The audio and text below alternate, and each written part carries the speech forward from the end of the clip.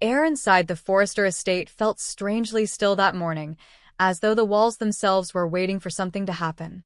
Outside, the sun broke softly through the curtains, casting golden slivers across the marble floor. But the warmth of that light did nothing to soften what was coming. Brooke stood by the window, her reflection trembling faintly against the glass, her heart pounding with the kind of dread that only comes when the past refuses to stay buried.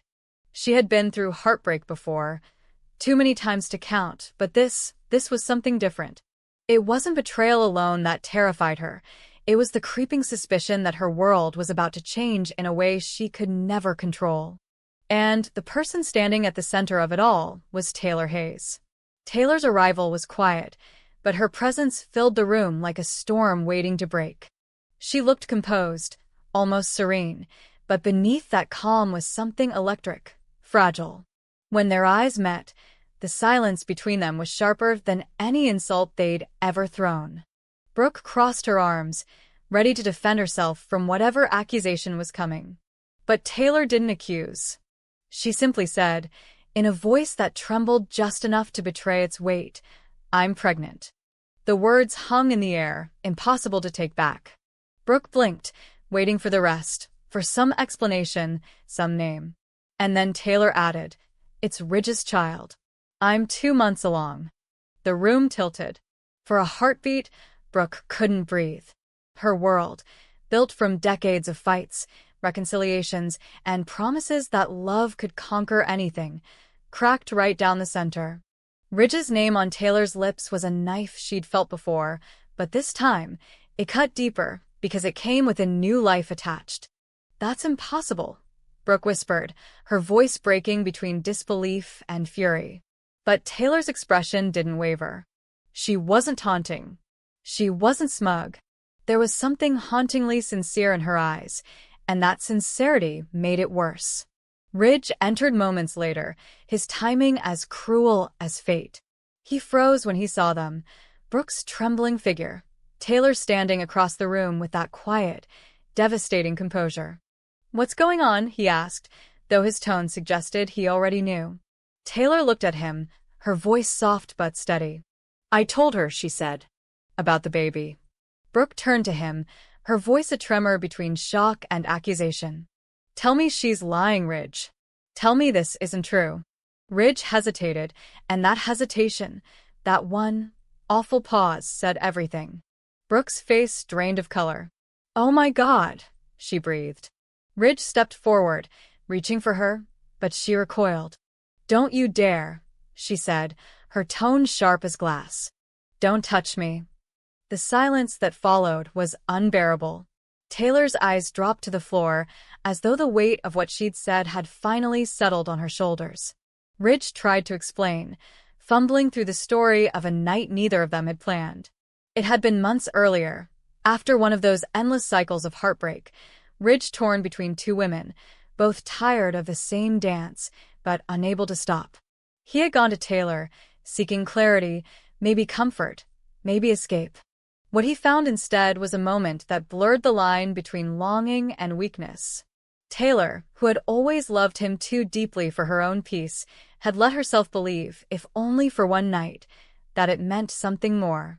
Now, that night had come back to demand its price. Brooke's anger burned cold rather than hot. "You always find your way back to her," she said, her voice shaking. "No matter what you promise me, no matter how many times you say I'm the one, you always go back." Ridge tried to speak, but she cut him off. "You told me we were rebuilding. You told me you wanted a future." And all that time she laughed bitterly. "You were building one with her." Taylor's eyes filled with tears, but she didn't look away. "It wasn't like that, Brooke," she said softly. "I didn't plan this. I didn't even tell him until I was sure." Brooke turned on her, fury and heartbreak colliding in her voice. "You didn't tell him? You mean you waited until it could destroy us both?" Ridge finally stepped between them. "Enough," he said, his voice cracking with exhaustion. "This isn't about blame. It happened, and now we have to deal with it." But Brooke wasn't listening. Her thoughts were spinning too fast, her emotions a tangle of betrayal and disbelief. She looked at Taylor again, her eyes sharp with suspicion. How do we even know it's his? The room fell silent. Taylor's face flushed with humiliation, her hands instinctively resting on her stomach. Because it is, she said firmly. But Brooke only laughed, a hollow, broken sound. You expect me to take your word for it? You've wanted him for years. You've taken advantage of every moment we were apart. I don't trust you, Taylor. Not with him, and certainly not with this. Ridge tried to stop her, but Brooke's resolve was already forming. I want a DNA test, she said, her voice steady now, cold and deliberate. If this baby is really his, we'll know. And if it isn't, she didn't finish the sentence, but the implication was clear. Ridge's expression darkened. Brooke, no, he said. This isn't about doubt. I know the truth. It's my child. Brooke stared at him in disbelief. You know? How could you possibly know? You weren't there, Ridge. You weren't the one waking up next to her, counting months, wondering what it means. Taylor's composure finally cracked. You think I'd make something like this up? She snapped, her voice raw. I've spent my life trying to prove I'm not the villain in your story. You think I want to be standing here, pregnant, in the middle of this mess? Her voice faltered, and for a moment, all three stood in silence, caught between truth and pride, between love and ruin. In the days that followed, the fallout rippled through every corner of their world. The Forrestas whispered behind closed doors, the Logans rallied around Brooke, and Ridge found himself trapped in the same impossible triangle that had defined his life for decades. Only now there was more at stake than hearts. There was a child. Brooke refused to back down. She insisted on the test, telling herself it was about truth, but deep down, she knew it was about something else, control. She needed something to hold on to, some proof that her life hadn't been built on another lie. Taylor, for her part, agreed to the test. But she did it not for Brooke's sake. She did it for Ridge. Because despite everything, she wanted him to have certainty, even if it meant facing another heartbreak. When the day came, she walked into the hospital with her chin lifted high, though inside, she was trembling. Ridge was there, standing beside her, his hand hovering near hers, but not touching. Brooke watched from across the room, her arms folded, every muscle in her body tense. The days waiting for the results felt endless. Brooke tried to distract herself with work, but her mind always returned to the same fear, that she had finally lost Ridge for good. Ridge, meanwhile, was torn in ways he couldn't express. Part of him still loved Brooke, but another part, the one that had never stopped loving Taylor, felt a quiet pull toward the life growing inside her. He told himself it wasn't about love, that it was about responsibility. But late at night, when he thought of the way Taylor's eyes had softened when she told him about the baby, he wasn't sure he was telling the truth. When the envelope finally arrived, the three of them gathered again in that same unbearable silence. The paper felt heavier than it should have, as if it already carried the weight of destiny. Brooke's fingers trembled as she opened it. For a long moment, no one breathed. Then her eyes scanned the page. Once, twice, 3 times, before she looked up, her face unreadable. It's him, she said finally, her voice barely above a whisper. The baby's his. Taylor closed her eyes, tears spilling down her cheeks. Ridge exhaled shakily, relief and fear intertwining in his chest. But for Brooke, the confirmation was not relief. It was finality. She turned away, her voice breaking. Then it's done, she said quietly. You've got your family now, Ridge. Congratulations. Ridge reached for her, desperate, but she stepped back. No, she said. Don't. You made your choice, maybe not with words, but with actions. I won't fight for you this time. And with that, she walked away, her heels echoing across the floor like punctuation marks to a chapter that had finally, painfully ended. In the days that followed, Taylor tried to reach out, not to gloat, but to bring peace. She knew Brooke's pain because she had lived it herself too many times. Yet even she couldn't deny the small, flickering hope that this child might be the bridge she and Ridge had been denied for so long. But love built on tragedy is a fragile thing, and as the months went on, the cracks began to show. Ridge, though devoted, couldn't hide his guilt. He still thought of Brooke, of what he had destroyed, of what he had lost. Taylor saw it in his eyes every time he held her hand. When their daughter was born, a girl, small and perfect, with Ridge's eyes, he held her like a prayer. In that moment, he felt something shift. This child wasn't just a consequence. She was a beginning. He whispered her name, Grace, and promised her a better world than the one he and her mothers had created. Brooke didn't attend the christening, though she sent flowers. Watching from afar, she realized that her story with Ridge would never truly be over, but it no longer defined her. She was hurt, yes, but not destroyed. She had survived worse and rebuilt herself each time. And this time, she would do it again. As for Ridge, the man at the center of it all, he finally began to understand that love, when stretched between two hearts for too long, eventually tears them both. He looked at his newborn daughter and saw not redemption, but responsibility, a chance to break the pattern that had haunted them all. Whether he could keep that promise, only time would tell. In the quiet that followed, life began to move forward again, fragile, uncertain, but alive. The truth was out, and though it had shattered everything, it had also, in its own cruel way, set them free. The morning Brooke received the first envelope, the world seemed momentarily still, as if even the California sunlight outside her window had paused to hold its breath. The paper in her hands felt heavier than it should have, the kind of weight that belonged to truths too large to carry. She sat alone in her living room at the Logan estate, the sound of the ocean faint in the distance, her mind reeling between hope and dread. Taylor's words had been echoing in her head for days. "I'm 2 months pregnant. It's Ridge's child." Those words had ripped open every scar Brooke had ever tried to heal, but what haunted her most wasn't the confession itself. It was the look in Ridge's eyes when he didn't deny it. She wanted to believe him, to accept his insistence that the child was his, but something deep inside her refused to let go of suspicion. Taylor had been her rival for most of her adult life, a woman who cloaked ambition in gentleness, who always seemed to appear when Brooke's world was weakest. She didn't hate Taylor, not exactly, but she didn't trust her either. And trust, once broken between women like them, never truly healed. That was why Brooke had decided to do what she did next, something she told no one about, not even Hope. She would confirm the truth herself.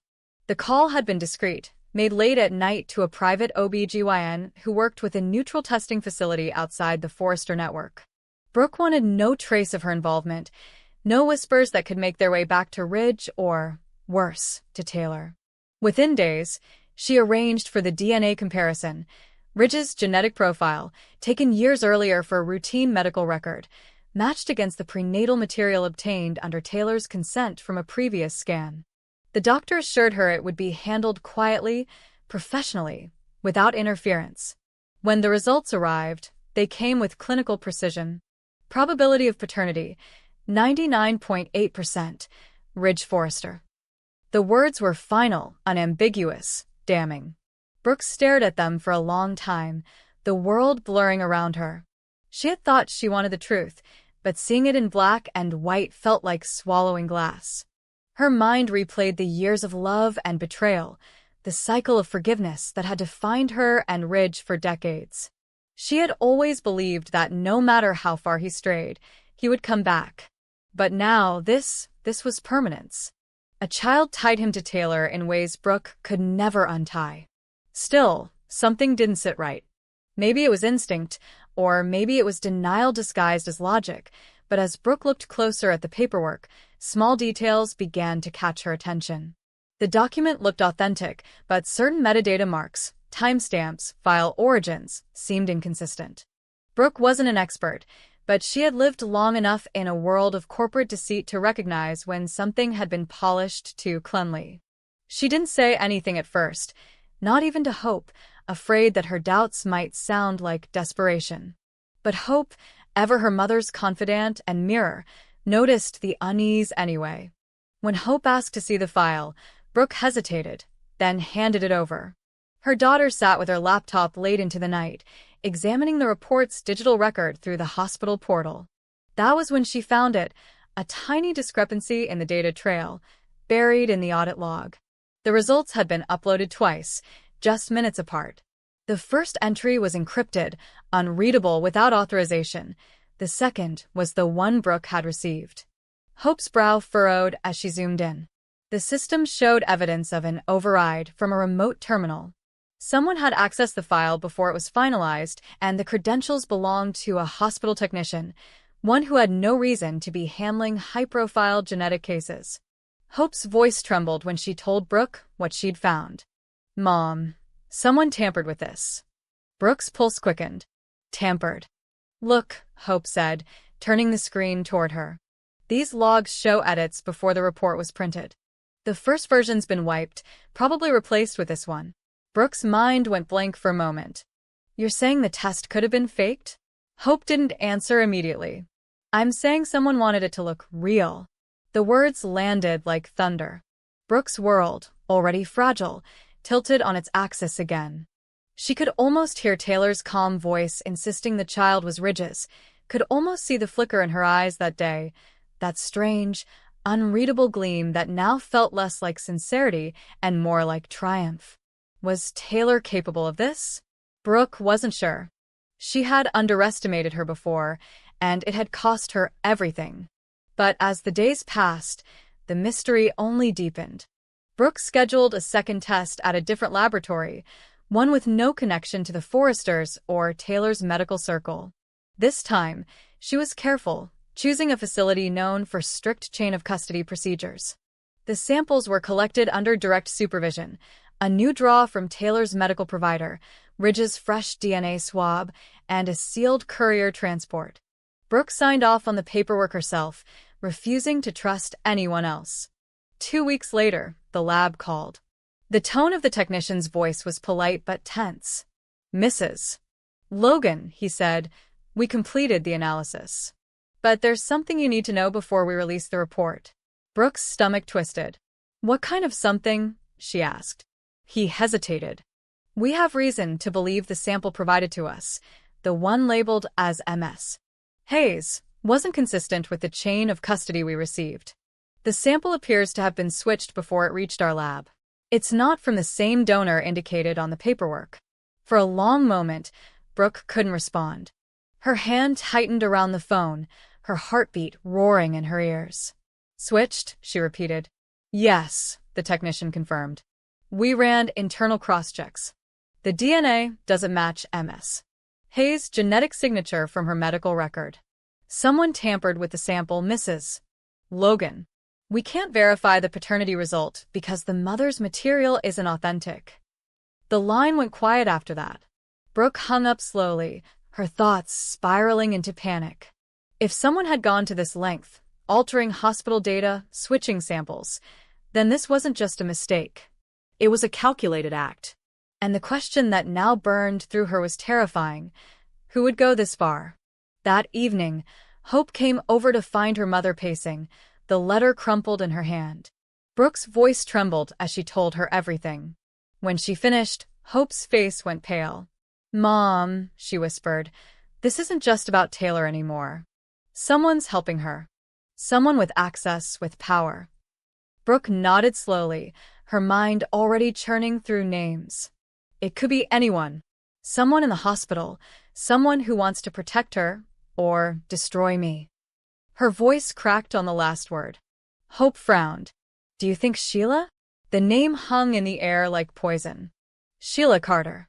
The woman whose hands had already stained so many lives, whose reach seemed endless even when she was supposedly gone. She had reason enough to manipulate the Forresters, to pit them against each other, to shatter any chance of unity. If Taylor's pregnancy could destabilize Brooke and Ridge, it would serve Sheila perfectly. But another thought, darker, subtler, began to take root in Brooke's mind. What if it wasn't Sheila at all? What if this was orchestrated by someone closer, someone with motive but no fingerprints? Someone like Steffi, perhaps, desperate to see her parents reunited at any cost. Or worse, Someone within the hospital's network, a quiet ally of Taylor's, one who believed Brooke had hurt her enough times to deserve it.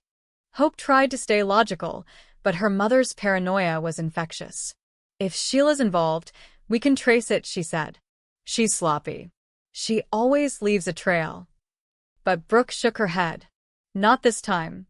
This feels cleaner. More deliberate. This isn't Sheila's chaos. This is someone precise." As night fell, the ocean winds grew colder, and so did Brooke's resolve. She made a decision then, one she knew could destroy her reputation if it went wrong. She would find the truth herself. Quietly, she called a friend, a digital forensics expert who owed her a favor, and asked him to retrieve the deleted hospital data. It would take time, he warned her, but if the original DNA record still existed anywhere on the servers, he could find it. Days passed with no update. Brooke barely slept, her mind replaying every interaction she'd had with Taylor in recent weeks. There were moments now that looked different in hindsight. Taylor's sudden nervousness when Ridge entered the room, her avoidance of certain questions, the way she'd kept touching her stomach as if to remind herself what was at stake. Brooke didn't know whether Taylor was an accomplice or another victim, but the truth, whatever it was, had to surface soon. The breakthrough came late one night. Brooke's phone buzzed on the bedside table, its glow cutting through the dark. The message was short. "Found it. You need to see this in person." She met him the next morning at a cafe near downtown. He looked pale, his eyes darting around as if afraid someone might be watching. "The original record wasn't deleted," he said quietly. "It was hidden. Someone reclassified the file and replaced the identifiers. But I found a backup copy from the system's autosave function." Brooke's voice trembled. "And?" He slid a folder across the table. "The first version of the test. Before the override. Ridge Forrester, probability of paternity, 0%. For a moment, Brooke's breath caught in her throat. The paper blurred before her eyes as the truth, or what she now believed was the truth, cut through her like a blade. Ridge wasn't the father. Everything since that night, Taylor's confession, Ridge's certainty, the first report, had been a lie built on falsified evidence. But if Ridge wasn't the father, then who was? Her friend shook his head. "The maternal and paternal markers don't match Ridge, but they show a strong correlation with another genetic profile already stored in the Forrester medical database, one listed as restricted access." Brooke frowned. "Restricted?" He hesitated. "It's not Ridge. It's Jack Finnegan." The name hit her like lightning. Jack, Finn's father, once entangled with Sheila, once trusted by Taylor as a confidant during her darkest times. The implications were staggering. If Taylor had been involved with him, or worse, if Sheila had manipulated her through Jack, the consequences would tear the entire family apart. Brooke's mind spun. The tampering, the secrecy, the manipulation, it all fit too perfectly. Sheila might have engineered it to distract Ridge, to destroy Brooke's credibility while covering her own tracks. Or perhaps Taylor's ally inside the hospital had orchestrated it to shield Taylor from humiliation, ensuring the Forrester patriarch stayed bound to her. Hope watched her mother crumble under the weight of it all. "Mom, you can't tell Ridge yet," she said softly. "Not until we're sure." But Brooke shook her head, her voice low and steady. "No, Hope. He deserves the truth, even if it destroys everything." That night, Brooke stood outside Ridge's door, the folder clutched against her chest. She could see light spilling from under the doorway, hear the faint rustle of papers, probably Taylor's latest sonogram, the one he'd been staring at every night like it was salvation. She hesitated, her hand hovering over the handle. Telling him would unravel their entire world. Not telling him would make her complicit in the lie. Finally, she knocked. When Ridge opened the door, the look on his face, tired, hopeful, conflicted, nearly broke her. "Brooke," he said softly. "What is it?" She held out the folder. "It's about the baby." As he began to read, his face drained of color. His lips parted, but no sound came. When he finally looked up, his voice was barely audible. "Are you saying Taylor's child isn't mine?" Brooke's eyes filled with tears. I'm saying someone wanted you to believe it was. The silence that followed was long, suffocating. Outside, thunder rolled in the distance, the first drops of rain tapping against the window like a heartbeat. Ridge's gaze drifted toward the photograph of Taylor on the mantel, his mind fracturing between disbelief and betrayal. Who would do something like this? He asked. Brooke's answer was quiet but certain. That's what we need to find out before they do